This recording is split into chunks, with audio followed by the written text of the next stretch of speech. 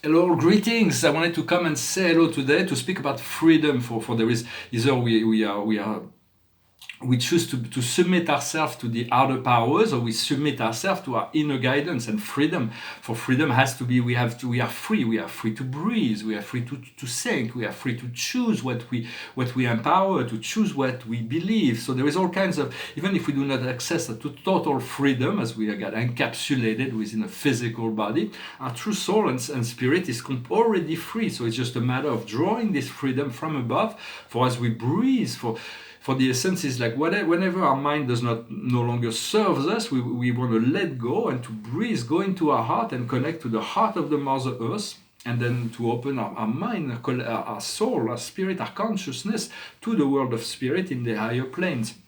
And this is a technique we're gonna continue to develop. For there is the new moon in Gemini that is coming, and so it is so our thoughts will be very activated. I'm going to discuss astrology and the shift of the nodes of the moons. And so for how do we know if there is a lot of things that are put in question, what is true and what is illusion, what is true for us and what is illusion. And for that we need to feel in the heart when something, the good feeling thoughts, if a thought makes us feel good, it means it's an alignment with us. And when a thought just gives us a tie up our stomach, it means it's in disalignment with our soul plan. For freedom is like there is the Archangel Michael has determined that it's no longer the age of martyrdom as it was in the past. We went through the age of Pisces as the Christ had to sacrifice his life he didn't die for our sin as they make us believe, but he held on firm to his own beliefs, and regardless of what human beings did, he would not compromise himself. Or Socrates, and he was a revolutionary that was saying it's better to die standing up than to die kneeling down. Huh? So but we will not be asked to sacrifice our life. It is no longer what's on the agenda. So we do want to choose this passive resistance and to say no to all the trackings, all the Orwellian things, the vaccines, and all those things that are specially created to deprive us of our freedom. For we were created free for joy. God created the whole universe for his children to experience love and joy.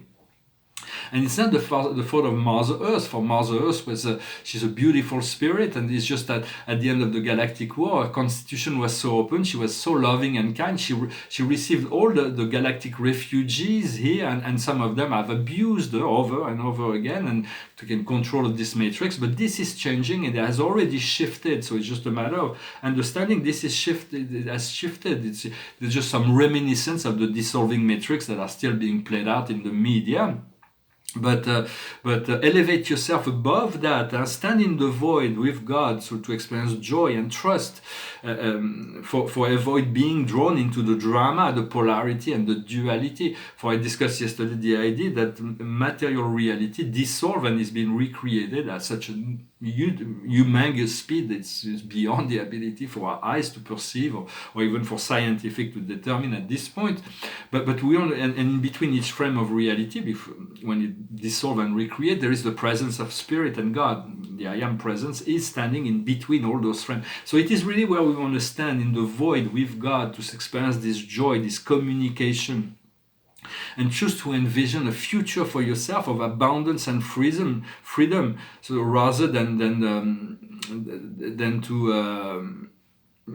what is offered in the media, which is extremely which is fear, uncertainty, and chaos, for the special agenda that they have. And soon the media will be free and will be in the service of humanity. We'll all change.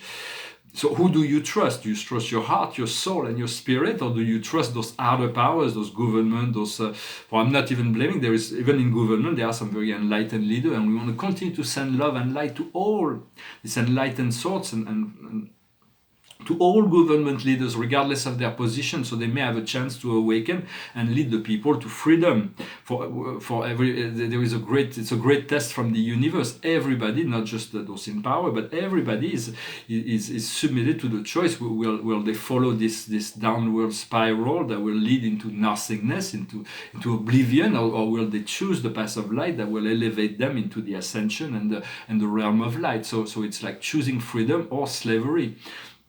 For as Etienne de la Boétie, this French poet from the 16th century, said, servitude can only be voluntary, because people are more comfortable to be in their servitude than the freedom that asks them to be responsible for themselves. So it's everybody is self-determined, and the time is given. So every soul is.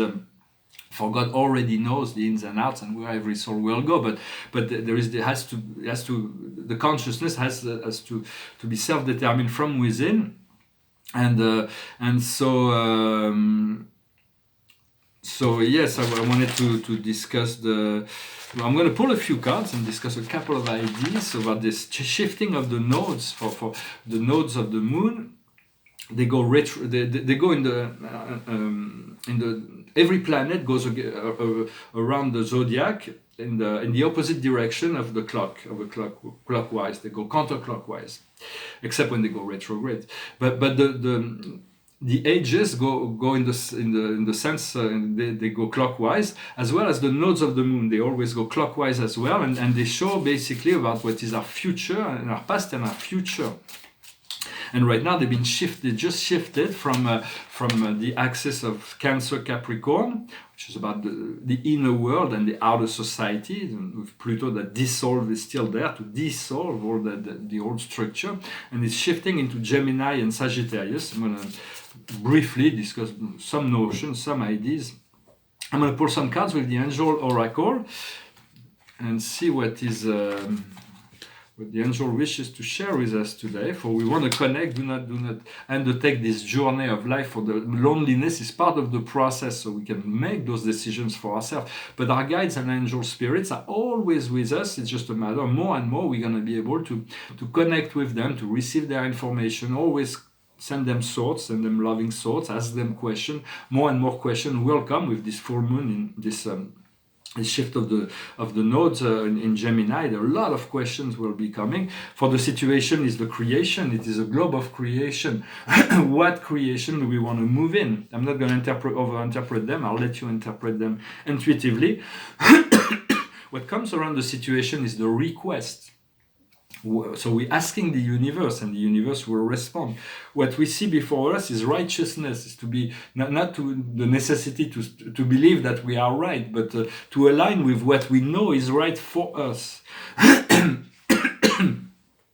What we have in our subconscious, our past, is intuition. We are balancing out this energy of intuition with the logical mind, and now we are moving into the sphere of abundance. For abundance is given on the energetic level. It will soon manifest on the physical level. What's coming up next is a little bit of patience, for everything is unfolding as in accord with the will of God. But the past is very progressive. So we have to learn patience. It's part of our past and process. Where we are in this situation, our strength is revelation. The Spirit revealed to us, and we are able to reveal to others. There's so much that will be revealed into the human consciousness. A lot of the old beliefs we have to let go of. All kinds of. We're gonna have to rethink everything. It's like starting from scratch, being a baby again, and like baby has to learn everything. Relearn everything in the new level. What comes to us from the outside world is complementarity. We are blending in. We are making concord with our environment. We are fitting in. So just as before, we thought we were like and misunderstood, separated. Now we're going to find this complementarity where all the energies are coming together. The puzzle will be seen. Where we feel in our hopes and fear, in our inner emotion, is light. Light is information, light is love, light is wisdom, and light is you. See yourself, this inner light, visualize a spark of light from within your heart and make it bigger. Breathe, send oxygen to it, and then make it bigger, and it becomes a bright sun. And then as you breathe and breathe and breathe, the sun is becoming bigger until it invades all your aura. And the outcome is knowledge, new knowledge. For whatever we know is very little in relationship to what is coming to us in terms of knowledge. And trust your inner guidance, your inner what is most true for you will come from within. Although the mirror of life is always there to reflect us. Well, I hope this will resonate with you. I wanted to talk briefly about this change of the moon, this change of for the south node of the moon. is what is the past, is what it is also what is unresolved in the past, and so it is but yet it is our comfort zone. It is what we acquire in the past, when the North Node is the unknown, is the future, is the direction. So we want to balance out our past and our future in order to find this equilibrium and that point of freedom. And the North Node of the Moon is also telling us, as Einstein used to say, you cannot solve a problem with the same mind that created it. We have to change the mind of, you have to get out of the box in order to find the solution, otherwise you're just going in circle. So this is one of the challenge that will be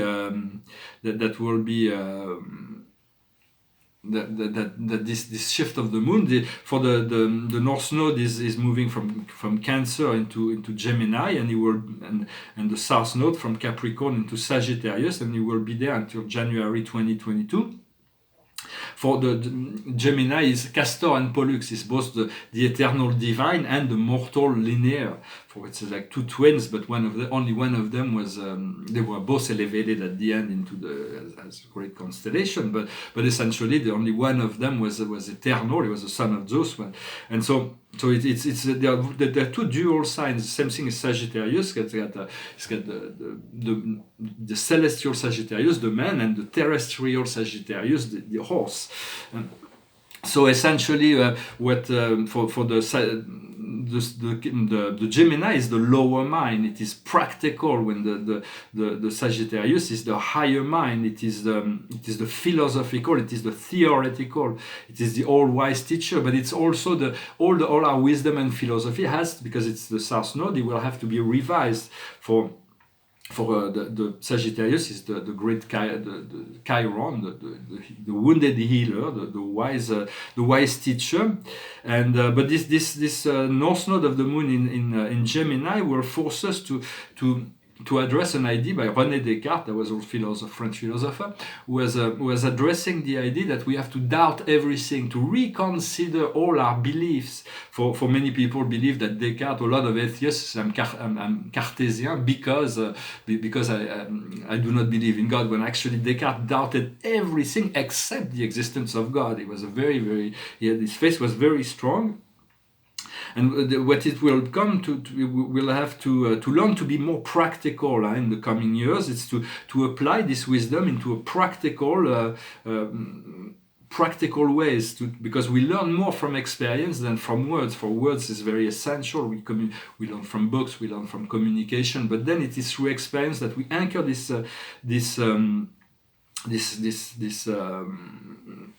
knowledge. And so we want to stay close to home, to notice the details, the nature around us.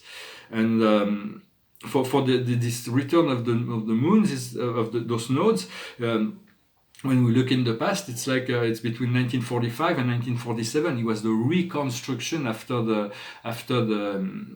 Second World War.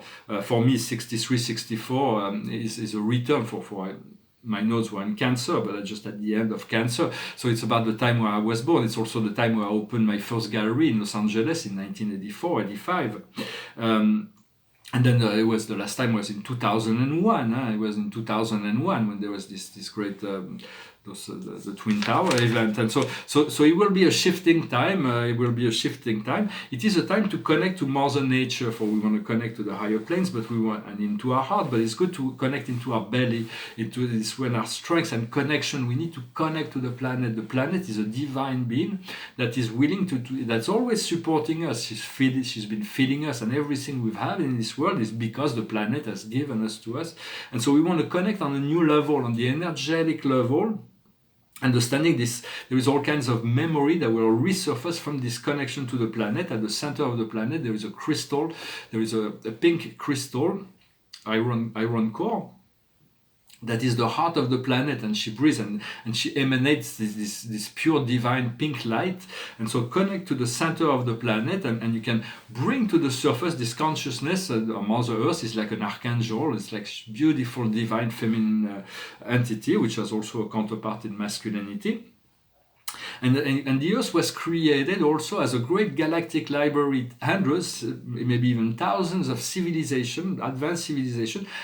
put some of their information here on the planet in order, because we are on the edge of the galaxy and it is a bridge to other galaxies. We'll discover that later. So it's like a stepping stone to other galaxies. So it was a very coveted place also. And so at the end of the galactic wars, the Earth was kind of raided and invaded by all kinds of dark groups, and so they've been in power here for a very long time, but they are being removed, and so do not even let them go, do not even pay attention to them. We'll come to realize we're gonna activate all through our DNA, all those kind of old memory, and we'll come also to know that the pyramids, the great pyramids around the world, not just in Egypt, but our libraries, they are galactic libraries, where there's all kinds of information that are stored within. And through this connection of Mother Earth, through the energetic field, we're going to be able to connect to the spirit of nature, the nature spirit. At the root base of our beings, we have elementals. The elementals are the ones that keeps the physical world existing. So we have the fire elementals, the salamander. We have earth elementals, air elementals, the sylphs.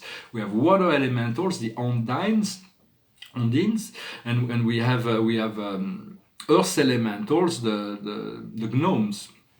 But there are countless other elementals like the elves and the fairies and the genies. The genies are controlling all the weather. They are the very powerful beings. For a very long time, there was a lot of dark elementals that control the planet because they were matched to those who are controlling the planets. But those who are evacuated, and there is new much more positive elementals that have replaced them, and there are even fifth dimensional elementals that are arriving to elevate the planet into the fifth dimensional crystalline field. And so we'll be able to connect and command all those elementals once we become in alignment with the devas, which are higher spirits that oversees and harmonize all those natural forms. We're going to reconnect to invisible part of ourselves that are ever so close. We want to be close to the more they're existing within nature. It is, but as we become more kind and more sensitive, our consciousness will be open to them.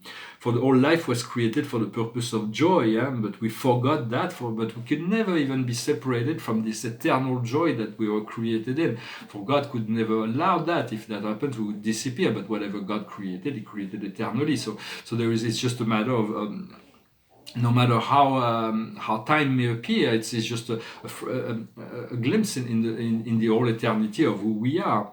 And so always, once we connect to God, we connect to the presence of joy and the presence of love. And so we want to take care of ourselves like this. If we were a little child, if we were a little baby, consider yourself a little baby and be a parent to yourself.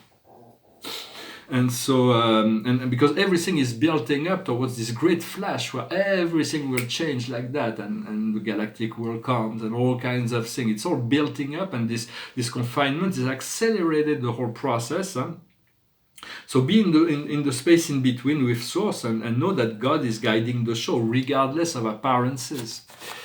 Well, I hope this message was interesting for you. I'm going to sing a song and finish with one card from the Archangels. Here it is a painting that is symbolic of this person who's like a Buddha who's walking his path, and it's a symbolic of the Ankh. The Ankh is a symbol of eternal life, but it's also the circle and the cross of matter. For freedom has always been available through the vertical axis, and then we live in the cross of matter on the horizontal axis. And here he's got this guide that's like covering his back. For we all have a spirit guide that's always have been there. Sometimes they allow things that are maybe painful for us to experience in order for us to come into our own power, to balance out all the energies. But for whatever is essential, the more we remember, the more we call on this, we invoke the presence of God and Source within ourselves, the more our energy field becomes like a powerful shield towards all those negative energies, and we can even send them love and light, and love, and this light will do its work. It cannot be darkness cannot penetrate the light. It's common sense, but it's not always so obvious. in the psychological realm. And here it is a painting from a series in 2005 of Interior. It's like a portrait of an extraterrestrial, like a cone head, who's not finished. And there are 3 paintings. One of them is 7 circles that are intertwined. It's my own painting, and there is this doorway here. And this is a painting of a pipe that says, "This is not a Magritte," because René Magritte, a very famous Belgian painter, did this painting of a pipe that says, "This is not a pipe." And so I said, "This is not a Magritte." And here there is another painting of a Mondrian on the side, and I'm working on a portrait of René Magritte right now, and it's enclosed within a Mondrian. It's very strange because those painters did not have very much of a relation to one another, but yet they in my work they're coming together. So it's kind of I'm going to sing a song that talks about the eternal renewal of life. That life is always fresh, life is always beautiful if we can see it through the beauty, and and it's called "Morning Has Broken." Morning has broken like the first morning. Blackbird has spoken like the first bird. Praise for the singing, praise for the morning, praise for them springing fresh from the world. Sweet the rain new fall, sunlit from heaven, like the first dew fall on the first grass. Praise for the sweetness of the wet garden, sprung in completeness where his feet pass. Mine is the sunlight, mine is the morning, born of the wild light, hidden so plain. Praise with elation, praise every morning, God's recreation of the new day. Morning has broken like the first morning. Blackbird has spoken like the first bird. Praise for the singing, praise for the morning, praise for them springing fresh from the world. Amazing song by Cat Stevens, of course. He wrote so many spiritual songs. I wish him well. I know he's changed his name now, but I'm sure he's still writing amazing music and continue to work in spirituality. For the card of the day is letting go of the wounds of the past. It's very difficult for they may still be there. So it's about ignoring them as much as possible, allowing them to be released, allowing them to be healed, allowing them to be solved. It says breaking free from the past. You will come out aggrandized from the situation you are living today. Time always heal the wounds, even the deepest ones. So it's finding the recomfort in the arms of the angels and the archangels and calling on them and to forgive ourselves for whatever misstep we took that led us away from, and letting go of regret also. Sometimes we have this regrets, but all our mistakes and all those things that we did wrong in the past are actually preparing us to not repeat those mistakes. They have teach us so much wisdom, and so it's like forgiving ourselves for those mistakes and taking what we learned from the mistake as certain things in my past that I'm having a hard time forgiving. But I know it's preparing me for it's teaching me some very important lesson that will be a strength in the future for what is to come. I hope this was interesting for you. Wish you a wonderful day. I'll talk to you later. Namaste.